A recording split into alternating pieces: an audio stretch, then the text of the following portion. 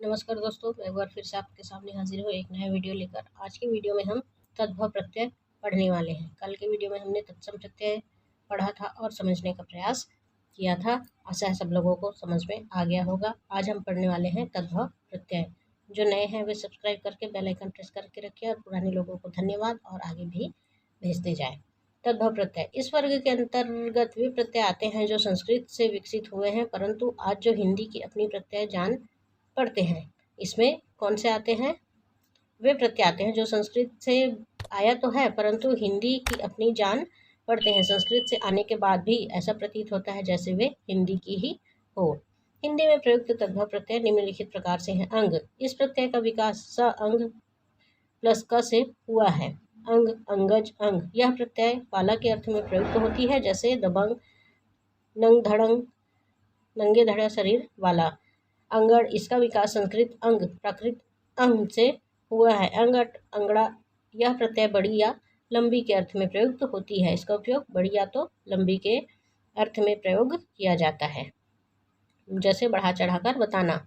अंत, इस प्रत्यय का विकास सत्र प्रत्यय से निर्मित संस्कृत अंत से हुआ है। संस्कृत अंत, प्रा अंत, अंत, इसका प्रयोग हुआ के अर्थ में होता है। इसका प्रयोग हुआ, कुछ हो गया है उसको हुआ के अर्थ में होता है, जैसे मनगढ़ंत, रटंत, पढ़ंत, चलंत आदि। अक, इसका विकास संस्कृत कृत प्रत्यय के अविशिष्ट रूप अक से हुआ है। इसका विकास संस्कृत कृत प्रत्यय के अविशिष्ट रूप से हुआ है। यह प्रत्यय कई अर्थों में प्रयुक्त की जाती है। यह कई अर्थों में प्रयुक्त होता है, जैसे भनक, बैठक, टनक, खनक, तड़क, भड़क आदि। अट, इस प्रत्यय का विकास संस्कृत अल प्रत्यय से हुआ है। वत, अट, अट, यह प्रत्यय संज्ञा के निर्माण के काम में आता है। अट प्रत्यय जो है संज्ञा के निर्माण करने के काम में आता है। अत, इस प्रत्यय का विकास संस्कृत त्व से हुआ है। अत का किससे हुआ है? संस्कृत त्व से हुआ है। ता, अत, यह धातु में जुड़कर संज्ञा बनाने के काम आती है। यह धातु के साथ जुड़कर संज्ञा बनाने के काम आती है, जैसे लिख से लिखत, पढ़ से पढ़त, बच से बचत, रंग से रंगत, लग से लागत आदि। अति, यह प्रत्यय धातुओं से जुड़कर विशेषण बनाने के काम आती है। अति, यह प्रत्यय जो है धातुओं के साथ जुड़कर एक नया विशेषण बनाती है। उठ से उठती, पैठ, बह से बहती नदी, ढल से ढलती धूप, चढ़ से चढ़ती आदि।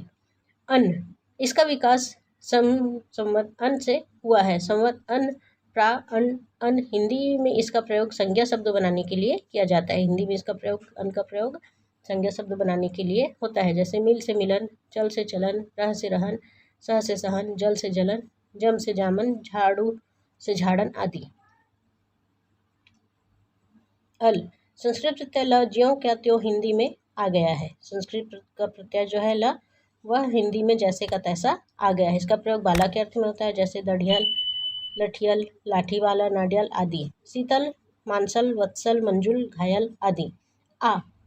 आ, इस प्रत्यय के प्रयोग से स्थानवाचक क्रिया का विशेषण होता है, जैसे आ है, इसका प्रयोग हम करेंगे तो स्थानवाचक क्रिया का होता है, जैसे यहाँ, वहाँ, जहाँ, कहाँ, तहाँ आदि। आइद, भाववाचक, इस प्रत्यय का विकास अंगद में हुआ है। यह जो है आइद का है, यह एक भाववाचक है। इसका विकास अंगद में हुआ है, जैसे आइंद, आंध, जैसे कपड़ाइद, सड़ाइद, घिनाइद, सड़ाद, चिराइद आदि।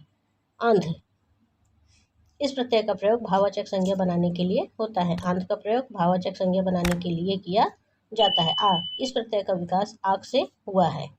यह प्रत्यय निश्चय, गुरुत्व, लघुत्व, संबंध तथा स्वार्थ के लिए प्रयुक्त होती है, जैसे बेटा, निश्चय, पोथा, गुरुत्व, दनुआ, चुनुआ, कुआं, स्वार्थ, तीर्थ आदि।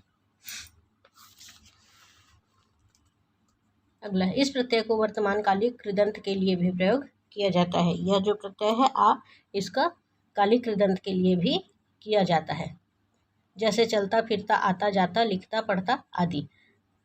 संज्ञा शब्दों से पुल्लिंग विशेषण बनाने के लिए भी इसका प्रयोग होता है, जैसे प्यासा, प्यारा, फैला आदि। कुछ विद्वान इसका विकास संज्ञ आ से मानते हैं।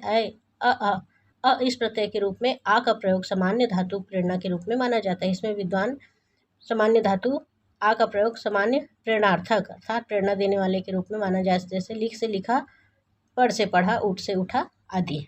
तो ये थे हमारे जो पढ़े हैं वो तद्भव प्रत्यय।